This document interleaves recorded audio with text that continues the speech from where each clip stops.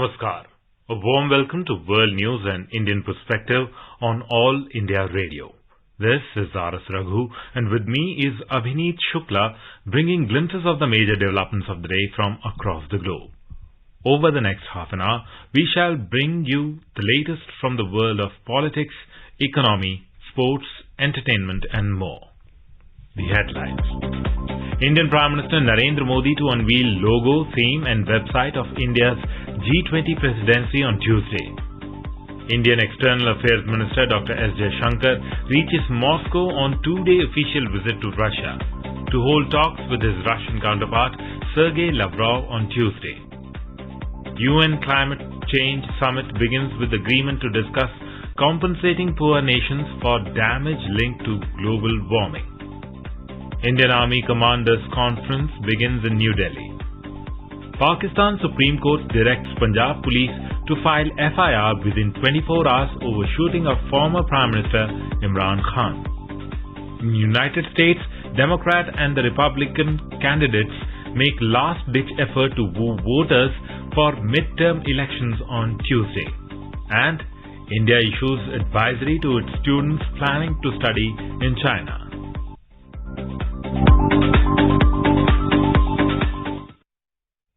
Indian Prime Minister Narendra Modi will unveil the logo, theme and website of India's G20 presidency through video conferencing tomorrow. The logo, theme and website will reflect India's message and overarching priorities to the world.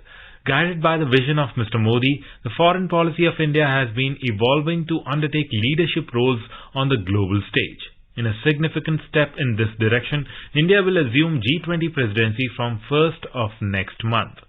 It offers a unique opportunity to India to contribute to the global agenda on pressing issues of international importance.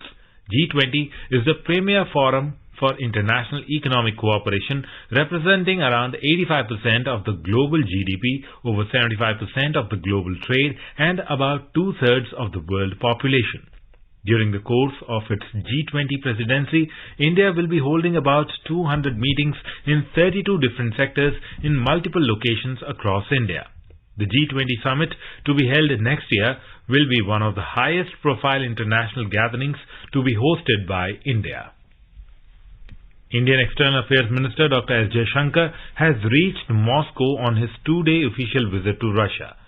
Dr. Jaishankar will hold talks with Russian Foreign Minister Sergei Lavrov in Moscow on Tuesday. During the meeting, discussions will be held between the two leaders on the entire range of bilateral issues and various regional and international developments. The talks will focus on the trade, investments, transport, logistics, use of national currencies in mutual settlement, and energy sector projects in the Arctic Shelf and the Russian Far East. Both the leaders will exchange assessments of the current international issues with an emphasis on interaction within the United Nations, Shanghai Cooperation Organization and G20. According to the Russian Foreign Ministry statement, the ministers will also discuss host of regional issues including the formation of a security architecture in the Asia-Pacific region, the situation around the Iranian nuclear problem, state of affairs in Afghanistan, Syria and Ukraine. During his visit, Dr. Jaishankar will also meet Deputy Prime Minister of the Russian Federation and Minister of Trade and Industry Denis Manturov. Indian Minister of State for External Affairs V. Muralidharan on Monday interacted with the Indian community at Swami Vivekananda Cultural Center at Sao Paulo in Brazil and invited them to participate in the Pravasi Bharatiya Divas event. Mr. Muralidharan reached Brazil on Monday on a two-day visit. This is India's first high-level visit to the country since the conclusion of the country's presidential election last week. During this, the minister will attend the solemn session on 75 years of India's independence, which will be held in the Brazilian parliament. Mr. Muralidharan will address the Brazilian parliamentarians both from the upper and the lower house, representatives of the diplomatic corps and international organizations, and representatives of the Brazilian government and India. Vice President of India Jagdeep Dhankar will visit Cambodia from 11th of this month to attend the ASEAN-India Commemorative Summit and the 17th East Asia Summit. The Indian Vice President will be accompanied by External Affairs Minister Dr. S. Jaishankar.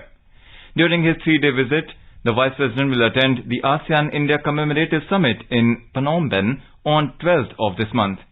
This year marks the 30th anniversary of ASEAN-India relations and is being celebrated as the ASEAN-India Friendship Year. Mr. Dhankar will participate in the 17th East Asia Summit on the 13th of this month. He will also have bilateral engagements with the Cambodian leadership and the leaders from other countries. The Vice President will also visit Siem Reap to review the preservation and restoration work being undertaken by India at Cambodian heritage sites. In a positive step, the UN Climate Change Summit kicked off in Egypt on Sunday with an agreement to discuss compensating poor nations for mounting damage linked to global warming, placing the controversial topic on the agenda for the first time since climate talks began decades ago.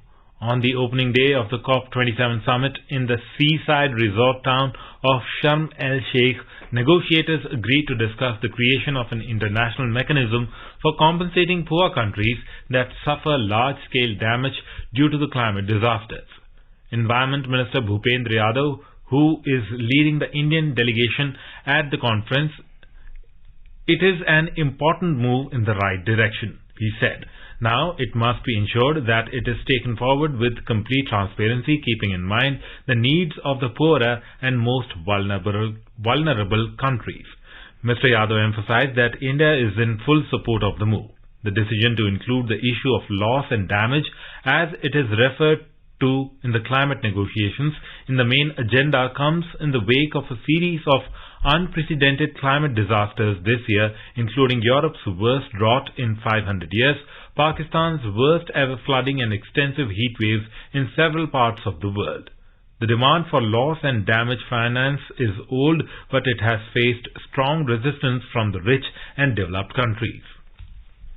In today's Hotspot section, we bring you a discussion on India's focus areas at 27th session of Conference of Parties of the UNFCCC.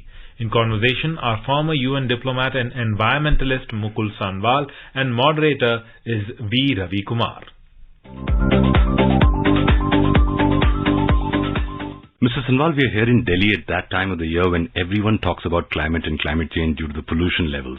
But today also happens to be the day when the 27th session of Conference of Parties of the UNFCCC, or COP27 as it is called, begins. 198 parties to UNFCCC gather once a year to discuss how to jointly address climate change. And this conference will be happening at Sharm el-Sheikh in Egypt. Mr. Sanwal, please tell us what would be India's focus areas at COP27. See, the Indian delegation is led by the Minister for Environment, Mr. Bhupendra Yadav.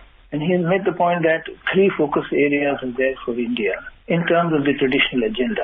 That is finance, adaptation, and loss and damage. And there is a new emphasis that India is going to give following the Prime Minister's announcement and meeting with the UN Secretary General on life. That is, look at how else we can deal with the climate problem, because the Prime Minister has clearly appreciated that the path that had been taken earlier, which led to this problem, cannot be the same path that will lead to the solution. So maybe a different idea, different path is needed. But first I will emphasize on the 3 points of the traditional agenda that the Minister has highlighted. Now, finance has been a key issue for a long time, right from the beginning of the treaty, the signing of the treaty in 1992. In the Paris Agreement, when a global goal of 1.5 degrees centigrade was agreed, that we should not exceed this collectively, the developing countries were promised up to $100 billion a year from 2020 to 2025. We are already at the end of 2022, and that money is nowhere in sight. In fact, there is no commitment, there is no understanding of what constitutes that amount, and who is going to pay what to whom and in what manner. So, the Minister has rightly said that developing countries signed on to the Paris Agreement in the expectation that the additional burden that it imposed on them when they have not caused the problem needs to be provided for, so that development is not hindered and the path for the developing countries to at least have comparable levels of income with the developed countries should not be hindered. The second issue is raising is adaptation. Now, there are two aspects to the climate problem. One is that what we do in our daily lives, in our urbanization, our industrialization leads to emissions which accumulate in the atmosphere, and they actively create the problem of global warming, temperature rise, which has its implications in terms of increased frequency and severity of weather events like heat waves, hurricanes, excessive floods at locations which didn't face this phenomena earlier. So the entire climate system, in a sense, the seasons are changing. So he has said that, look, we can keep focusing on what we should do to reduce the flow of emissions into the atmosphere, but the impact of that is going to be felt down the line towards the end of the century, and in the meantime, developed countries are not meeting their share. So you cannot expect that developing countries will meet more than their fair share, and all these changes are taking place which are also expected to increase in severity. So we must start focusing on how we deal with this immediate problem so that it does not affect the lives of the poor, particularly in developing countries, till such time as the climate stabilizes and other countries who have contributed to the problem play a deeper role. This has not been accepted as a global goal so far. And the minister says he is pushing for this on behalf of developing countries. And the third issue is this loss and damage is something like insurance. For example, if the coastal areas submerge, there are small islands which may go under the water. They're hardly a couple of meters above sea level in any case. So there needs to be some kind of insurance mechanism to deal with this problem. Otherwise, it will lead to massive migration. And migration itself means increased poverty. They don't have a place to go. They do not know what their future will be. So we need to start thinking about this problem, which is also looming on the horizon. Now, these are what we call the traditional agenda. There has been broad understanding on these three issues earlier. And since this is the implementation COP, he wants some action on these points. Now, in addition, India is going to stress LIFE, that is life for the environment, where India is that individuals contribute to the problem. If individuals themselves change their lifestyles without any regulation, without any need for the treaty, just because they understand that they are contributing to the problem, that itself will lead to a change. That has very serious implications, very serious positive implications. Because here there is a situation where there is a virtual standoff between developed and developing countries, and the Prime Minister Modi is proposing formally in this conference, and has said so earlier to the nation, as to the world, and to the Secretary General, that we need to change the way we look at this problem, and let us start thinking about that change. Let us start thinking on consumption patterns, because instead of looking at need, let us look at what is really justified by us in terms of consumption patterns, not that what we aspire to be. And that, I think, is not a new idea in terms of science, but is a new idea in terms of politics and the debate within the climate treaty. And if that gets some acceptance, it will take some time. It will not be accepted immediately into action. But at least he has begun a conversation to say, look, the method that we were following for the last 30 years not led to any tangible result. Let us look at something else also. Mr. Sanwal, you're saying the three traditional areas, focus areas of finance, adaptation, and loss and damage, and what Prime Minister Modi mentioned in his national statement last year, lifestyle for environment, or life, as an important step towards meeting the target of net zero, or reducing carbon emissions by 2070, which he mentioned last year. Let's come to the first point, which is very critical, that is finance. And I think it was over a decade ago in Copenhagen, I think COP15 it was, where the developed countries had committed to jointly mobilize $100 billion per year by 2020 till 2025. And as you mentioned in your answer before that, nothing seems to have happened there, although some numbers are bandied around from time to time. And I was looking at during the pandemic, most of the rich countries, USA included, they had purchased assets worth, basically printing money, assets worth $32 trillion. So why is $100 billion a year such a difficult thing, especially when the UN Secretary General Antonio Guterres has said that climate change situation was nothing less than code red for humanity, and the alarm bells are deafening and the evidence is irrefutable. So why is the world not putting its money where its mouth is? It goes back to the time when the climate treaty was being negotiated, and the question was, who has to do what? And at that time, developing countries, that is India, China, Brazil, the big major countries, and all the others, were really not that very rich. China's growth starts shooting up around 2000. There was a legitimate claim that, look, all of us are agreed to join in a global cause, but you need to balance. Since we have not caused the problem, you need to, if we take action, you will need to provide finance and technology. Now, the first thing that fell by the wayside was transfer of technology. They never agreed to it very explicitly, and there is hardly any discussion about it now. Even for finance, in the climate treaty in 1992, they made a formal commitment to provide for national communications, for what you have to do to study the problem. But they did not provide a formal commitment on what you need to do to solve the problem. Could be the problem of growing emissions and changing your industrialization pattern, urbanization pattern, or as we have said earlier, adaptation that will be adverse effects of climate change. Now this went on from 1992, as I said, to the Paris Agreement, and in the Paris Agreement, it was a high-level agreement. A lot of pre-diplomatic activity, heads of state were there, and the decision was taken that there would be a collective goal. All the countries to develop, irrespective of their level of development or their level of contribution or the problems that they were facing, agree to a common goal to keep emissions from going above 1.5 degrees centigrade by around 2050, which means everybody needs to start reducing. And to get that agreement, the developed countries promised $100 billion finance a year between 2020 and 25. Now, so they made the promise of a quantity of money, but it was time limited. Problems that developing countries are facing, the 2 years are already over. As you said, the pandemic and other global situation is such that they are not showing any keenness in providing that money. Now, India, for example, has made its commitment to achieve net zero by 2070 conditional on the provision of finance. This is the situation with other countries too. Their national commitments or what they are committing to do to the global community is conditional on this money. That is why I think India very rightly is placing this high on the agenda, saying that, look, we agreed to make a collective effort, even though we have not contributed to the problem and even though we are not ready to do all that. So our per capita energy use, our emissions, our level of development, urbanization, whatever parameter you choose is way below your level. But yet, because it's a global problem, we agree to take part as equals, but you need to provide so that our development effort is not hindered. Now, the problem that they are seeing is that they don't want to admit or commit that this is a problem which they have created and therefore they should transfer some. And unless you have that kind of formal commitment, the national budget do not provide for it.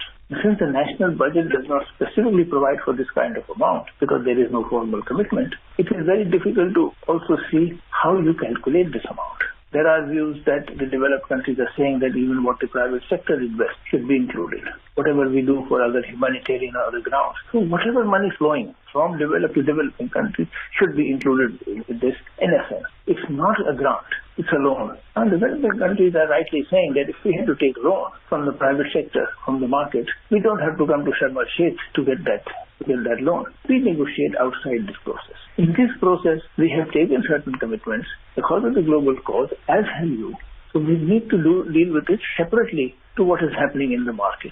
So basically, the discussion is going to wear around how you define it and to what extent the normal flows, irrespective of the climate issue or for whatever reasons, should also be included so that the amount is reduced. But even then, even that reduced amount, the grant component, which really means transfer of money in the real sense of aid, loan from private sector banks to another private sector bank in a developing country is really not aid. They continue going to be contentious, but even that reduced amount is going to be difficult to achieve because they have shown no interest in this.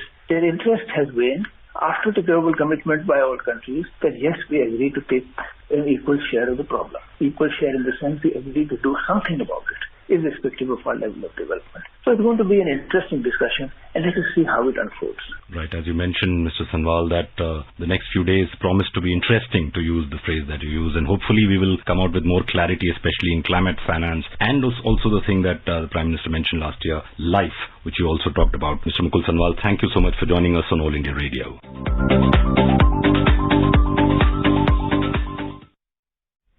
This is All India Radio giving you the world news. For quick news updates round the clock, follow us on Twitter at AIR News Alerts. The Indian Embassy in Beijing on Monday issued a comprehensive advisory to students planning to study medicine in China. The embassy reminded the prospective Indian students who wish to seek admission for undergraduate clinical medicine program in China about the requirement to obtain a license to practice medicine in China before they can practice medicine in India.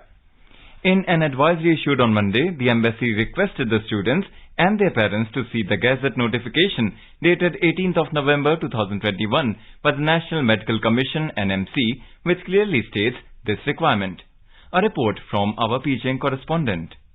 After over 2 years of COVID-related visa restrictions, China recently started issuing visas to students to return, but many Chinese universities are not issuing no objection certificate to students, due to which thousands of students are not able to apply for Chinese visas. Under new system, so far around 400 students have returned to China to rejoin their colleges. Many of them struggle to return as there are no direct flights, and the two countries are still in talks to work out limited flight facilities, keeping in view Beijing's quarantine restrictions. The Chinese medical colleges meanwhile began enrollment for new students from India and abroad. In this background, the Indian Embassy has issued a clarifying advisory in September in response to several queries from prospective Indian students and their parents with respect to seeking admission for undergraduate clinical medical program in China. In this detailed advisory, the embassy cautioned the prospective students wanting to study medicine in China of the downsides, including poor pass percentage, mandatory learning of Chinese language, and stringent norms to qualify to practice in India, which included obtaining a license to practice in China. In addition to reiterating the new requirement by NMC of obtaining a license to practice in China, today's advisory also covered another related query, whether the Indian students can work in Chinese hospitals in capacities such as assistant doctor after completing their medical education in China but fail to obtain medical practitioner license in China, so as to enable them to earn a living and pay back education loans. The embassy has formally approached relevant Chinese authorities to confirm existence of such an option. The embassy will share any information when received from the Chinese side in its social media handles. Anshuman Mishra for World News or India Radio, Beijing. Indian Army Commanders Conference began in New Delhi today to brainstorm on current and emerging security situation and chart the future course for the Indian Army. The 5-day conference is a formal forum for the senior leadership of the Indian Army to interact with the senior officials of the Department of Military Affairs and Department of Defence. During the conference, talks by eminent subject experts on contemporary India-China relations as well as technological challenges for national security are also scheduled. Pakistan Supreme Court on Monday ordered Punjab's provincial government to file an FIR over the shooting of former Prime Minister and Pakistan Tehreek-e-Insaf PTI Chief Imran Khan within 24 hours. According to media reports, Chief Justice Umar Atta Bandial said that the Apex Court would take suo motu notice if the FIR was not registered. The cricketer turned politician was shot on Thursday during a protest march in Punjab province, but an FIR has not been registered so far as the deadlock remains over the inclusion of the name of a top Pakistani army general in the FIR. Mr. Khan has alleged that 3 people conspired to assassinate him: Prime Minister Shehbaz Sharif, Interior Minister Sanaullah Khan, and Major General Faisal Sharif. He alleged the plan was to kill him in a manner similar to the killing of former Punjab Governor Salman Taseer in 2011. The Supreme Court's order came as the provincial government is refusing to file the case unless Imran Khan removes Major General Faisal Sharif's name from the complaint. PTI party has welcomed the Supreme Court's order as the first step towards justice. In United States, Democrats and Republican candidates are making their last-ditch efforts to sway voters to their sides for the midterm elections to be held on Tuesday. Voting will be held for all 435 seats in the House of Representatives, while 35 are up for grabs in the Senate. Additionally, 36 out of 50 states will elect governors. Tens of millions of Americans have already cast early ballots, but bringing out the vote on Tuesday will likely prove decisive. Abortion rights, immigration, crime, inflation and cost of living are some of the major issues for the U.S. midterm elections. Former President Donald Trump continued to campaign for Republican candidates vying for office, and he continued to present a vision of America. President Joe Biden on Sunday made an appearance at a rally to support New York Governor and Democrat Kathy Hochul. Republicans are predicting a massive red wave as anxious Democrats defend their narrow majorities in Congress while struggling to overcome concerns about the economy, crime, and President Joe Biden's leadership. Democrats are hoping that a backlash against the outcome of these midterm elections are crucial as it could affect The 2024 presidential elections, where former U.S. President and Republican leader Donald Trump is eyeing a comeback and Florida's Republican Governor Ron DeSantis is planning to take on both Trump and Biden. The Sensex and the Nifty on Monday witnessed modest gains. Both indices rose amid positive cues from global share markets. The Sensex closed near 61,200 points, while the Nifty settled about the 18,200 level. The rupee logged robust gain of 52 paise. A report from the business desk. The Sensex climbed 235 points or 0.39% to finish at 61,185. Nifty also gained 86 points or 0.47% to end at 18,203. At global stock markets, Asian currency gained even though Beijing denied it would consider easing its zero COVID-19 policy. Hong Kong's Hang Seng Index jumped 2.7% and Japan's Nikkei 225 climbed 1.2%. South Korea's Kospi gained 1%, Singapore's Straits Times added 0.4% and China's Shanghai Composite Index ended 0.2% up. European shares were mixed in intraday trade. Oil prices fell marginally. Support from a weaker dollar and recovering Chinese crude imports capped the losses. In intraday trade, Brent crude was trading at $98.25 per barrel. Back home, at the multi-commodity exchange, gold futures for December was trading at 50,910 rupees per 10 grams. Silver futures for December was trading at 60,520 rupees per kilogram when reports last came in. In the forex market, the rupee logged robust gain of 52 paise against the US dollar. The domestic currency closed at 81 rupees and 92 paise against the American unit. This is Lalema Aneja Dang for World News, All India Radio. A total lunar eclipse will occur on Tuesday, the 8th of November. This eclipse will be visible in South America, North America, Australia, Asia, the North Atlantic Ocean and the Pacific Ocean. In India, the eclipse will be visible from all places at the time of moonrise. The eclipse will begin at 14:39 hours Indian time. The total eclipse will start at 15:46 hours Indian time. Lunar eclipse occurs on a full moon day when the earth comes in between the sun and the moon and when all the three objects are aligned. A total lunar eclipse occurs when the whole moon comes under the umbral shadow of the earth, and the partial lunar eclipse occurs when a part of the moon comes under the shadow of the earth. Now let us take a look at the major developments around the world as reported in the foreign press. The Financial Times in a lead item says US works on a plan for companies to fund emerging nations' fossil fuel switch. The Guardian writes that COP27 buy-side in Egypt blocks human rights and key news websites. The Wall Street Journal reports that China's exports drop sharply as global economy slows.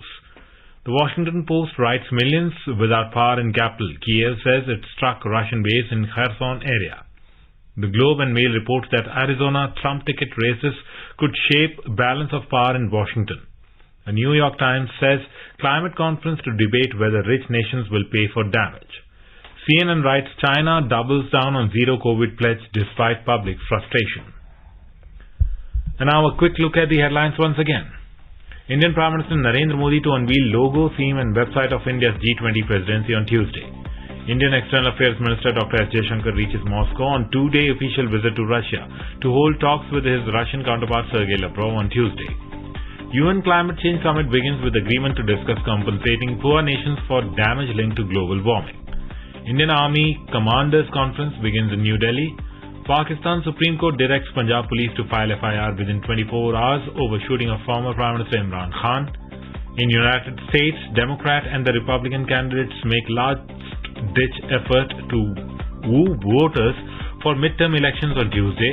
And India issues advisory to its students planning to study in China. And now, before we end, let us listen to Mahatma Gandhi's favorite bhajan, Vaishnav Jan, by artists from Kenya. Para